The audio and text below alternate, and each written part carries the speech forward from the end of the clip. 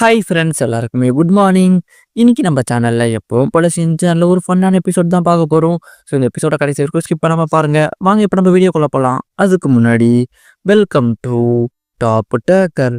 எபிசோடோட ஸ்டார்டிங்ல சின்சான ஹாரியும் இன்னைக்கு எங்க வீட்டில் மஷ்ரூம், இன்னைக்கு எங்க வீட்டில் மஷ்ரூம், இன்னைக்கு எங்க வீட்டில் மஷ்ரூம்னு சொல்லிட்டு, அதாவது இந்த கட்சிக்காரங்களாம் நமது சின்னம் இரட்டை அலை, நமது சின்னம் முதிய சூரியன் இப்படி கத்திக்கிட்டே போயிட்டு இருப்பாங்கல்ல, அந்த மாதிரி மஷ்ரூம்னு கத்திக்கிட்டே போயிட்டு இருப்பாங்க.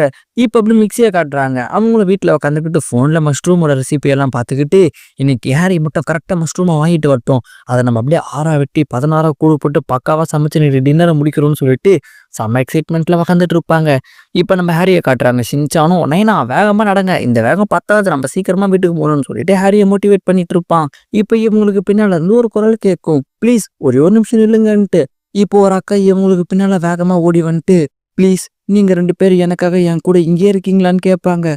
உடனே நம்ம ஹாரியும், வாவ், நீங்க என்ன உங்களுக்காக இங்கே உங்க கூட என்ன இருக்க சொல்றீங்களா? இப்படி ஒரு அழகான பொண்ணு வந்து இப்படி என்கிட்ட கேட்பான்ட்டு நான் கனவுல கூட நினைச்சு பார்க்கலன்னு சொல்லி ஊத்திட்டு இருப்பாரா. இப்ப நம்ம தலைவன் குறுக்க பூந்து, எங்க அப்பா வயசானவர், பேசாம அவரை வேணா வீட்டுக்கு அனுப்பிட்டு நான் வேணா உங்க கூட இருக்கட்டான்னு கேட்பான். உடனே அந்த அக்கால, இல்ல நீங்க 2 பேருமே இருக்கணும்பாங்க.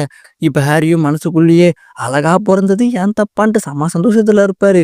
இப்ப அப்படியே அந்த அக்காவை கூப்பிட்டு, எல்லாம் சரி, ரோட்ல இவ்வளோ பேர் இருக்கும்போது எங்க 2 பேர் மட்டும் கூப்பிட்டு இருக்க சொன்னதுக்கு ஏதாச்சும் காரணம் இருக்கா என்னன்னு கேட்பாரு. உடனே அந்த அக்காவும், இருக்கே, இங்க இருக்கிற எல்லாருமே சாதாரணமா சுத்திட்டு இருக்காங்க, ஆனா நீங்க 2 பேர் மட்டும் தான் சிவப்பு துணி போட்டுக்கிட்டு பார்க்கறதே கொஞ்சம் வித்தியாசமா இருக்கீங்க. ஆக்சுவலி என் ஃப்ரெண்டு ஒருத்தி என்னை பார்க்க வரேன்ட்டு சொன்னா, அவளுக்கு நான் இருக்கிற இடத்துக்கு ஏதாச்சும் ஒரு லேண்ட்மார்க் சொல்லணும், என்ன சொல்றதுன்னு தெரியல, அதனாலதான் உங்க 2 பேரை பிடிச்சி நிப்பாட்டி வச்சிருக்கேன், இப்ப பாருங்கன்னு சொல்லிட்டு அவங்க ஃப்ரெண்டுக்கு ஃபோன் பண்ணி, அடியே இப்ப நீ இருக்கிற இடத்துல இருந்து கொஞ்சம் அப்படியே முன்னாடி நடந்து வேகமா வந்துகிட்டே இரு, 2 பேர் சம்மந்தமே இல்லாம சிவப்பு துணி போட்டு நின்றுட்டு இருப்பாங்க, அவங்கள பக்கத்துல தான் நான் நின்றுட்டு இருக்கேன், சிவப்பு துணி தூரத்துல இருந்து பார்த்தா கூட கரெக்டா தெரியும், ஸோ சீக்கிரமா வந்து சேருன்னு சொல்லிட்டு அந்த அக்கா போனை வச்சிருவாங்க. இப்ப நம்ம ஹாரியும், ஒரு சிவப்பு துணி போட்டது குத்தமாடா, இந்த பொண்ணுங்களே இப்படிதான் சொல்லிட்டு ரொம்ப ஃபீல் பண்ணிட்டு இருப்பாரு. இப்ப அந்த அக்கா சொன்ன லேண்ட்மார்க்கை கேட்ட அந்த அக்காவோட ஃப்ரெண்ட் அங்க கரெக்டா வந்துருவாங்க. வந்துட்டு இவங்க 2 பேரும் பேசிட்டு இருப்பாங்களா, பாவம் ஹாரி தான் சோகமாயிடுவாரு. இப்ப அந்த அக்காவோட ஃப்ரெண்டு நேரம் ஹாரி கிட்ட போயிட்டு, உங்களால தான் நான் என்னோட ஃப்ரெண்டை கண்டுபிடிச்சேன், அதுக்கு பரிசேர்ந்த ஒரு கேரி பேக் டொமேட்டோ வச்சுக்கோங்கன்ட்டு சொல்ல, ஹாரியில ஏதோ ஒன்று காம்ப்ளிமெண்டா ஓசியில் டொமேட்டோ கிடைக்குதுன்னு சொல்லிட்டு அதை எடுத்துக்கிட்டு அப்படியே நடந்து போயிட்டு இருப்பாரு. இப்போ நம்ம ஹாரி நடந்து போயிட்டு இருக்க வழியில யாரோ ஒருத்தர் நின்று மேஜிக் பண்ணிட்டு இருப்பாரு, ஆனால் அவரை யாருமே கண்டுக்க மாட்டாங்க. இப்போ அவரும் நம்ம ஹாரியை கூப்பிட்டு, நான் வேணா உங்களுக்கு மேஜிக் பண்ணி காட்டுட்டா, அதை நீங்க பாக்குறீங்களான்னு கேட்க, உடனே நம்ம ஹாரியும், என்னோட வாழ்க்கையே மேஜிக் மாதிரி தான் போயிட்டு இருக்கு, ஒவ்வொரு நாளும் என்னென்னமோ யாரோடமா நடந்துட்டு இருக்கு, இதுல இப்ப நீ வேறையா ஆள முடியான்னு. உடனே அவரும், அப்படிலாம் நீங்க சொல்லக்கூடாது, நீங்க வேற உங்க பையனோட வந்திருக்கீங்க, உங்க பையனுக்கு கண்டிப்பா மேஜிக் மேல ஆசை இருக்கும்ட்டு சொல்ல, உடனே ஹாரில என் பையனுக்குலாம் ஆசை இருக்காதுன்னு. உடனே நம்ம தலைவனும், இருக்கு, எனக்கும் மேஜிக் மேல ஆசை இருக்குன்னுவா. உடனே ஹாரியும், அடக்கி இருக்கு, இந்த ஆள்கிட்ட இருந்து தப்பிச்சு போலான்னு பார்த்தா இப்படி மாட்டிக்கிட்டே மாடா சின்சானுன்னு. இப்ப அந்த மேஜிக் மேனும் நம்ம தலைவனை கூப்பிட்டு அந்த பைக்குள்ள நம்ம இருக்கு அதை எடுத்து கொடுப்பான்ட்டு சொல்ல, நம்ம தலைவன் அந்த காளான் எடுத்து கொடுப்பான். இப்ப அந்த மேஜிக் மேனும் ஒரு துணியை அந்த காளான் மேல போட்டுட்டு 1 2 3 அடுத்த துணியை திறந்து பார்த்தா அந்த காளான் அப்படியே வேற டைப் காளானா மாறிடும். ஹாரியெல்லாம் இதை பார்த்து ஷாக் ஆயிட்டு, எனக்கு இதெல்லாம் வேணாம், என் பழைய காளான் தான் வேணும், அப்படியே அதை மாத்தி விடுன்னு சொல்ல, திரும்பி அந்த துணியை எடுத்து அந்த காளான் மேல போட்டு மூடிட்டு 1 2 3 இப்ப அந்த காளான் அப்படியே சைனீஸ் டைப் காளானா மாறிடும்.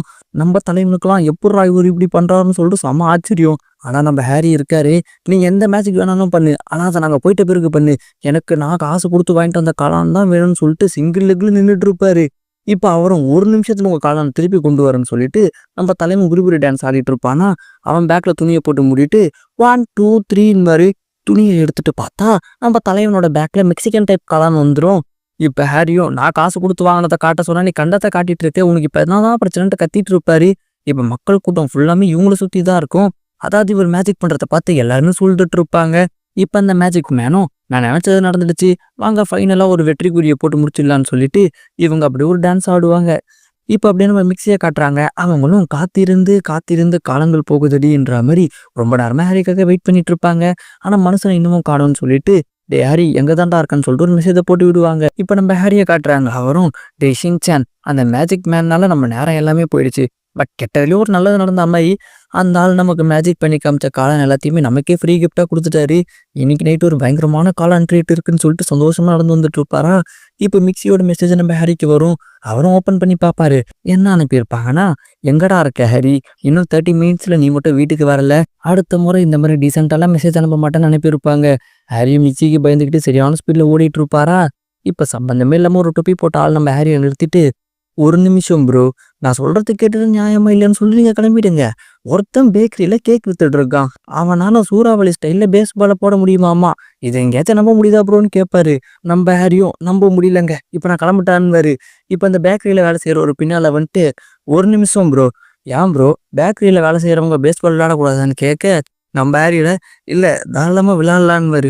உடனே அந்த தொப்பி போட்டாலும், அப்போ பேஸ்பால ப்ரொஃபஷனலா விளையாடுற நானும், கேக் பண்ணிக்கிட்டே விளையாடுற அவரும் 2 பேரும் ஒன்றுன்ட்டு நீங்க சொல்றீங்களான்னு கேட்க, உடனே ஹாரியும் அது அது உங்க பிரச்சனையை நீங்களே பேசி தீர்த்துக்கோங்க, எனக்கு நைட்டு மஸ்ட்ரூம் டின்னர் இருக்கு, நான் கிளம்பிட்டான்னு சொல்லிட்டு அப்படியே நைஸா நழுவலான்னு பார்ப்பாரு.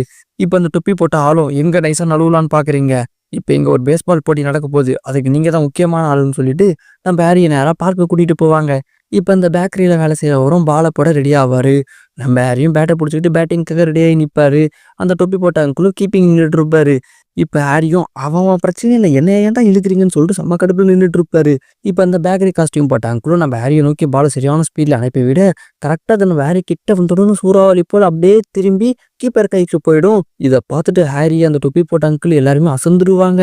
அடுத்து இப்போ அந்த தொப்பி போட்ட அங்கிளும் பேக்கரி அங்கிளை கூப்பிட்டு, கேக் பண்ணுற உன்னால எப்படி பேஸ்பால் விளாட முடியும்னு சொல்லிட்டு நான் தான் தப்பு கணக்கு போட்டுட்டேன், என்னை மன்னிச்சிடு, இனிமேல் நான் யாரை பார்த்தோம் அந்த மாதிரி நினைக்க மாட்டேன், எல்லாருக்குள்ளேயுமே ஏதோ ஒரு திறமை இருக்குன்னு சொல்லிட்டு இவர் உணர்ச்சி வசப்பட்டு மோட்டிவேஷனலாக பேசிட்டு இருப்பாரா. உடனே ஹாரியும், எப்பவும் சண்டை போடாமல் இதே போல் ஒத்துமையாகவே இருங்க, இப்படி இருக்கிறது தான் பார்க்கறதுக்கு நல்லா இருக்குன்னு.